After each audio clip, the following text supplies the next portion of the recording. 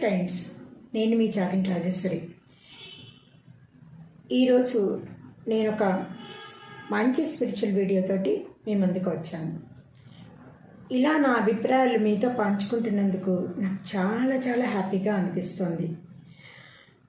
చూడండి, యాక్చువల్గా నేను ఈ వీడియో చేసే టైంకి మీరెవ్వరు నా ముందు లేరు, కానీ నాకు రేపు మీరు ఈ వీడియోని చూస్తారు, వింటారు అనే ఫీలింగ్ తోటి నా హృదయం అంతా ఒక మంచి హ్యాపీనెస్తో నిండిపోయింది.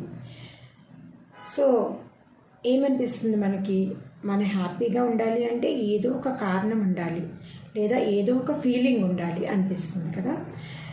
సో ఈరోజు మన టాపిక్ ఇదే, హ్యాపీనెస్ అంటే ఏంటి, అసలు హ్యాపీనెస్ ఎందుకు వస్తుంది, మళ్ళీ ఎందుకు పోతూ ఉంటుంది, ఎల్లవేళలా హ్యాపీగా మనం ఉండలేమా, ఈ టాపిక్ని మనం ఈరోజు చెప్పుకుందాం.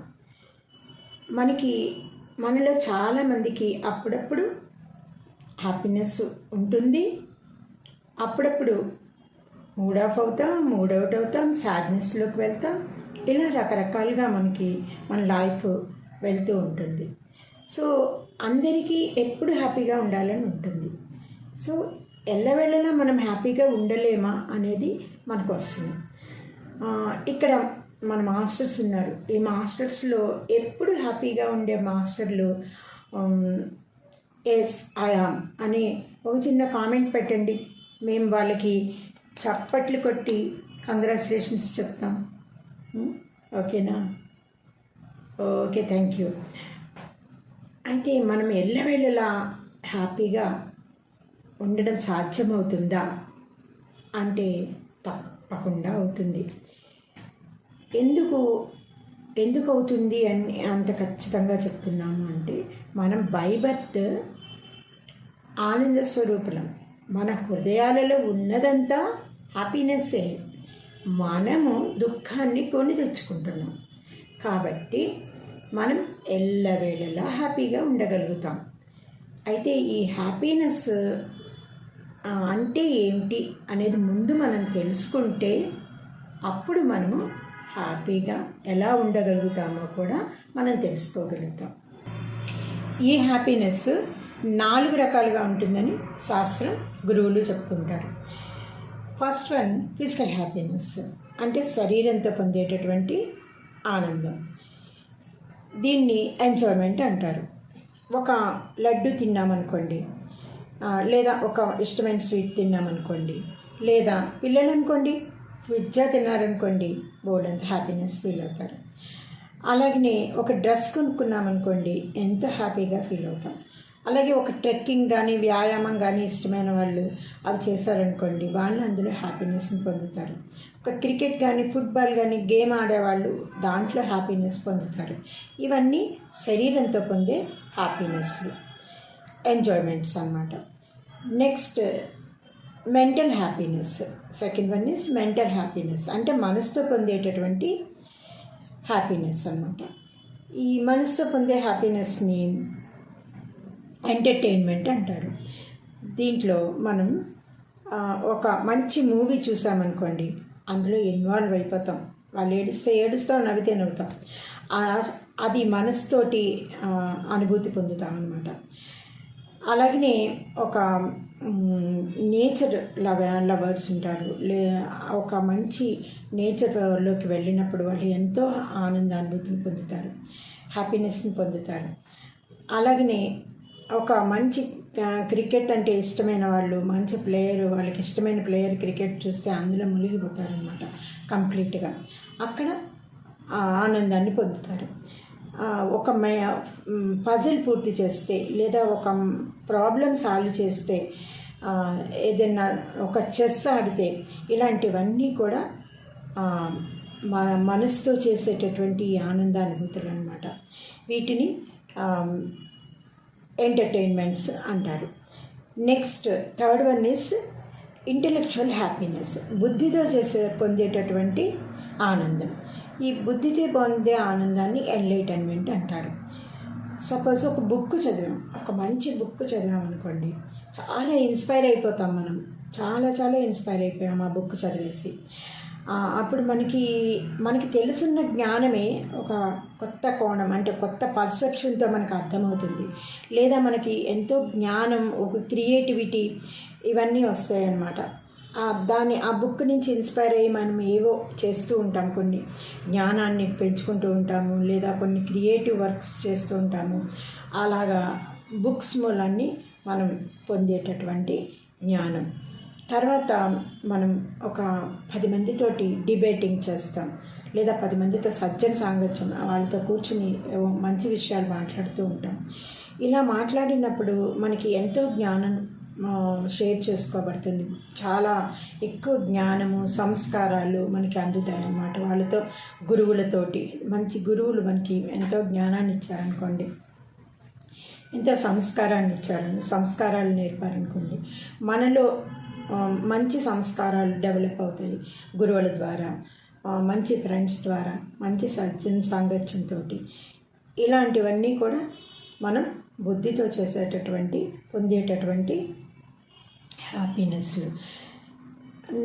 నెక్స్ట్ మళ్ళీ ఇంకా ఏంటంటే ధ్యానం చేస్తున్నప్పుడు ఏమవుతుంది, ఈ తెలుసుకున్న జ్ఞానానికి కొత్త అనుభూతులు, మన లోపల ఉన్నటువంటి ఆత్మ చైతన్యం మనకి తెలియడము, ఆత్మ గురించి మనం అర్థం చేసుకోవడము, మనలో ఉన్నటువంటి పరమాత్మతత్వాన్ని తెలుసుకోవడము, ఇలాంటివన్నీ బుద్ధిపరమైనటువంటి ఎన్లైటన్మెంట్ స్థితిలోకి మనం వెళ్తూ ఉంటాం. మనందరికీ తెలుసు గౌతమ్ బుద్ధుడి కథ. ఆయనకి ఫిజికల్ హ్యాపీనెస్, మెంటల్ హ్యాపీనెస్ పుష్కలంగా ఉంది రాజప్రసాదంలో. కానీ ఆయన బుద్ధిపరమైనటువంటి హ్యాపీనెస్ లేక బయటికి వెళ్ళిపోయి ఆయన ఎన్లైటన్మెంట్ స్థితికి వెళ్ళి అందరికీ జ్ఞానాన్ని పంచారు. అలాగ మనకి బుద్ధిపరమైనటువంటి స్థితి డెవలప్ అయినప్పుడు ఎన్లైటన్మెంట్ అనేది సిద్ధిస్తుంది. అప్పుడు మనము అసలు ఈ బ్లిస్ఫుల్నెస్కి కారణం ఏమిటి, ఇంటర్నల్గా మనకి లోపల మనకి ఏ చైతన్యం మనకి ఈ ఆనందాన్ని ఇస్తుంది అనేది వెతకడం మొదలు పెడతామన్నమాట.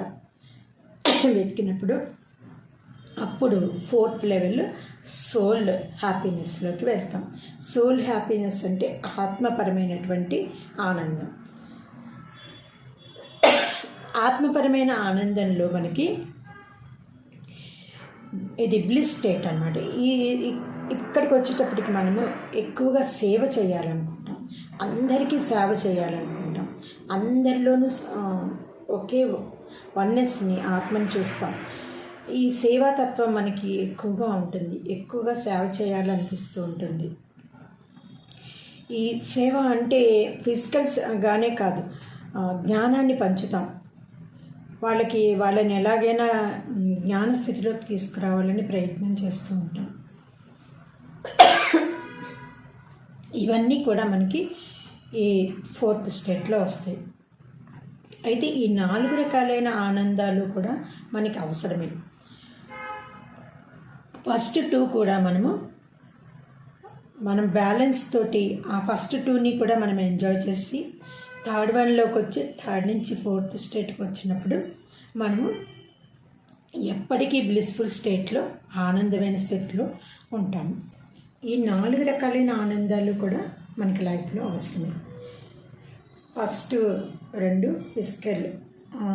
Physical and mental, intellectual, soul. ఈ 4 స్థితులు కూడా మనం అనుభవించాలి లైఫ్లో. అప్పుడే మన లైఫ్ ఫుల్ఫిల్మెంట్ అవుతుంది. మనం ఎప్పుడు హ్యాపీగా ఉండడం ఎలాగో మనం తెలుసుకుంటాం. అయితే ఫస్ట్ 2 స్టేజెస్లో ఉన్నటువంటి, అంటే ఎంజాయ్మెంట్ అండ్ ఎంటర్టైన్మెంట్ ఏదైతే ఉందో, ఫిజికల్ అండ్ మెంటల్, ఇవి మనకి ఎక్కువైన కొద్దీ నెగిటివ్ రిజల్ట్స్ని ఇస్తాయి. ఎలా అంటే ఇప్పుడు ఒక లడ్డు తింటే హ్యాపీగా ఉంటుంది, 100 లడ్డూలు తినగలమా? తినలేము, అది మనకి సరిపోదు. అలాగే ఒకరోజు ట్రెక్కింగ్కి వెళ్తే బాగుంటుంది, 100 రోజులు ట్రెక్కింగ్కి వెళ్ళలేము. ఒకరోజు క్రికెట్ ఆడితే బాగుంటుంది, 100 రోజులు ఆడలేము. సో ఇవన్నీ కూడా నెగిటివ్ రిజల్ట్స్ ఇస్తాయి. అన్హ్యాపీ అయిపోతాం అన్నమాట. హ్యాపీనెస్ పోతుంది ఎక్కువైన కొద్దీ. అలాగే మెంటల్ కండిషన్లో కూడా అంతే. మెంటల్ కండిషన్లో ఒకరోజు సినిమా చూస్తే హ్యాపీ, 100 రోజుల సినిమా మనం చూడలేము. మన వల్ల కాదు. అలాగని ఒక్కరోజు మనం ఏదైనా నేచర్లోకి వెళ్ళి ఎంజాయ్ చేసి వస్తాం. కానీ డైలీ నేచర్లోకి వెళ్ళి రోజుల తరబడి మనం అక్కడ మన ఇంట్లో వ్యవహారాలన్నీ వదిలిపెట్టేసుకొని ఉండలేము. అది నెగిటివ్ రిజల్ట్స్ ఇస్తుంది. ఇలా ఇక్కడ హ్యాపీనెస్లో మనం ఆ స్టేజ్ మనం ఏదైతే మనకి ఆనందాన్ని ఇస్తాయో వాటిని ఎక్కువ చేసుకుంటున్న కొద్దీ మనం నెగిటివ్ రిజల్ట్స్లోకి వెళ్ళి అన్హ్యాపీ అయిపోతూ ఉంటాం. అదే ఇంటలెక్చువల్ బుద్ధిపరమైన ఆలోచన, బుద్ధిపరమైనటువంటి దాంట్లోకి వచ్చామనుకోండి, ఎన్లైటన్మెంట్లోకి, అప్పుడు ఎలా ఉంటుంది అంటే ఒక బుక్ చదివాం, కొంత జ్ఞానాన్ని సంపాదించాం, దాన్ని ఇంప్లిమెంట్ చేసుకుంటున్నాము. 100 పుస్తకాలు చదివాము, ఇంకా ఇంకా ఇంకా మహాజ్ఞాని అయిపోతాం మనం. అలాగని 10 మందితో మాట్లాడాము, 100 మందితో మనం డిబేట్ పెట్టుకున్నాము, జ్ఞాన చర్చ చేసాం, అంతులేని జ్ఞానాన్ని సంపాదించుకుంటాం. ఎంతో సంస్కారాలు డెవలప్ అవుతాయి మనలో. గురువుల దగ్గర నుంచి జ్ఞానాన్ని తీసుకుంటున్న కొద్దీ, వ్యక్తుల దగ్గర నుంచి జ్ఞానాన్ని తీసుకుంటున్న కొద్దీ ఎంతో ఎంతో జ్ఞానాన్ని మనం పెంచుకుంటాం అన్నమాట. అలాగే 1 గంట ధ్యానం చేసాం, మనసు ప్రశాంతంగా ఉంది. రోజు ధ్యానం చేస్తున్నాం, రోజు ప్రశాంతంగా ఉంటున్నాం. రోజుకి 10 గంటలు ధ్యానం చేసాము. మన ఎనర్జీని మన చుట్టుపక్కల వాళ్ళందరికీ కూడా పంచే స్టేజ్కి వెళ్తాం మనం. అలా ఇలాగ మనకి బుద్ధి ఇంటలెక్చువల్ దగ్గరికి వచ్చేటప్పటికి ఈ బుద్ధిపరమైన మన స్టేట్లో మనం మనం హ్యాపీనెస్ని పొందుతున్నప్పుడు, ఈ హ్యాపీనెస్ మనం చేసే పని ఎక్కువ చేస్తున్న కొద్దీ అది పెరిగిపోతూ ఉంటుందన్నమాట. అది మనకి రెట్టింపు ఆనందాన్ని, 10 రెట్ల ఆనందాన్ని, 1000 రెట్ల ఆనందాన్ని ఇస్తూ వస్తుందన్నమాట. ఇచ్చి మనం ఒక బ్లిస్ స్టేట్లోకి, ఎప్పటికీ ఎల్లవెళ్ళలా ఆనందంగా ఉండే స్టేట్లోకి వెళ్ళిపోతాం. ఇంకా సోల్ లెవెల్లో వచ్చినప్పుడు మనకి ఏమవుతుంది, మొత్తం ఈ ప్రపంచంలో కానీ సృష్టిలో కానీ అంత వన్నెస్గానే కనిపిస్తుంది. మనమే అందరికీ మనం సేవ చేయాలనిపిస్తుంది, అందరికీ జ్ఞానాన్ని పంచాలనిపిస్తుంది, అందరిలోనూ ఆత్మస్వరూపాన్ని చూడగలుగుతాము. అలా మనకి మన పరిధి అంతరిక్షం వరకు, సృష్టి అంతా, యూనివర్స్ అంతా వ్యాపిస్తుంది అన్నమాట. ఆ స్టేట్కి మనం వెళ్తామన్నమాట. ఇది ఈ 4 రకాలైనటువంటి ఆనందాలు మనము తెలుసుకోవాలి ముందు. ఫస్ట్ 2 మనం పెరుగుతున్న కొద్దీ మనకి ఆ హ్యాపీనెస్ తగ్గుతుంది అనే విషయాన్ని మనం గ్రహించుకొని, ఇక్కడ మనం ఫుల్ స్టాప్ పెట్టాలో అక్కడ వరకు పెట్టి మనం లైఫ్ని హ్యాపీగా ఎంజాయ్ చేయాలి. తర్వాత 2 జ్ఞానాలు మన పరిధిని విస్తృతం చేసుకుంటూ మనం అందరికీ ఉపయోగపడేలాగా మనం పెరగాలన్నమాట. ఇలా మనం బ్యాలెన్స్ చేసుకుంటే, ఎప్పుడైతే ఎన్లైటన్మెంట్ స్టేట్లోకి, 3rd స్టేట్లో మనం ఫుల్ఫిల్ అవుతామో, అప్పుడు మనకేమవుతుంది అంటే పై 2 కూడా మనం ఎలా బ్యాలెన్స్ చేసుకోవాలో మనకు అర్థమవుతుంది. అప్పుడు మనం అన్నీ బ్యాలెన్స్గా అనుభవిస్తూ చక్కగా మన హ్యాపీగా మనం ఇక్కడ జీవితాన్ని, తర్వాత స్పిరిచువల్ జీవితాన్ని కూడా మనం ఎంతో బ్యాలెన్స్గా చక్కగా అనుభవించగలుగుతాం. ఈ మైండ్ మనకి ఈ హ్యాపీనెస్ అనేది ఏమిటి అనుకున్నాం కదా, హ్యాపీనెస్ అనేది ఎక్కడి నుంచో వచ్చేది కాదు, అది మన మైండ్ యొక్క స్థితి అన్నమాట. అంటే ఇప్పుడు మనం పొందేటటువంటి ఆనందాలు ఏవైతే ఉన్నాయో, ఇప్పుడు ఫిజికల్ గాను, మెంటల్ గాను, బుద్ధిపరంగాను, ఇలా మనం పొందేటటువంటి ఆనందాలు ఏమైతే ఉన్నాయో అవి ప్రకంపనలుగా, వైబ్రేషన్స్గా మనలో తిరుగుతూ మనకే ఒక రకమైనటువంటి హ్యాపీనెస్ని కలుగజేస్తూ ఉంటాయి. ఇవి ఎప్పుడు మనకి వికటిస్తున్నాయో మనం తెలుసుకుంటే, అంటే ఫస్ట్ 2 స్టేట్స్లోనూ మనకి ఆనందాలు వికటిస్తున్నాయి అన్నప్పుడు మనం జాగ్రత్తగా ఉండాలి. అలాగనే బుద్ధిపరమైన దాంట్లో కూడా మనం అనవసరమైన పుస్తకాలు, పనికిరాని వీడియోలు, తర్వాత మనకి 24 గంటలు మనం టీవీలు, ఇలాంటి జ్ఞానాన్ని, మనకి అవసరం లేని జ్ఞానాన్ని మనం ఇన్పుట్ చేసుకున్నప్పుడు కూడా మనకి నెగిటివ్ రిజల్ట్స్ వస్తాయి. అందువల్ల బుద్ధిపరమైనటువంటి స్టేట్లో వచ్చినప్పుడు, ఇంటెలెక్చువల్ స్టేట్లో కూడా మనం జ్ఞానవంతమైన పుస్తకాలు చదివినప్పుడు, ధ్యానం చేసినప్పుడు, మంచి 10 మందితో ఊరికే చిట్ చాటింగ్ కాకుండా మంచి సజ్జన సాంగత్యంలో ఉన్నప్పుడు, ఇలాంటి స్టేజ్లో ఉన్నప్పుడు మనకి అవి హ్యాపీనెస్ని ఇస్తాయి. సేవాభావం దగ్గరికి వచ్చేటప్పటికి యూనివర్స్ అంతా ఒకటిగా,